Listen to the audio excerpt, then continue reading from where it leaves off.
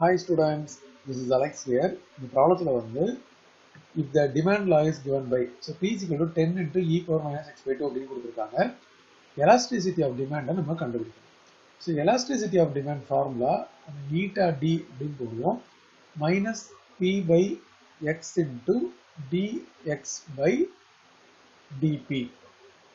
இதில் பார்த்தீங்கன்னா நம்ம p யோட வேல்யூ வந்து 10 e power minus x by 2 அப்படின்னு சப்ஸ்டிடியூஷன் பண்ணிடலாம் divided by x இருக்கு. இது வந்து dx by dp இருக்கு. இப்போ கொஸ்டின்ல வந்து p equal to 10 e power minus x by 2 அப்படின்னு கொடுத்துருக்காங்க இல்லையா, இதை வந்து with respect to x differentiate பண்ணும்போது 10 வந்து கான்ஸ்டன்ட் அப்படியே இருக்கும். e power minus x by 2 வந்து e power minus x by 2 into minus 1 by 2 அப்படின்னு வரும்.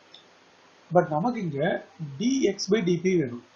அப்போ இதோட ரெசிப்ரோக்கல் எடுத்தா dx by dp அப்படின்னும்போது இந்த 2 வந்து இப்போ இது பார்த்தீங்கன்னா இப்படி இருக்கு, இது அப்படியே ரெசிப்ரோக்கல் ஆகிடும்.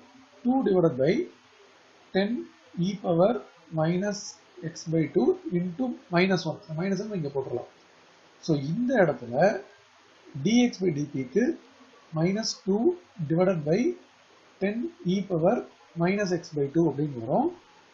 இதில் வந்து e power minus x by 2 cancel பண்ணிடலாம், 10 cancel பண்ணிடலாம். ஸோ இங்கே வேற ஒரு மைனஸ் சைன் இருக்கு, அந்த மைனஸ் சைன் இங்கே ஃப்ரண்ட்ல இருக்கும். இந்த ரெண்டு மைனஸும் சேர்ந்து பிளஸ் ஆகிடும்.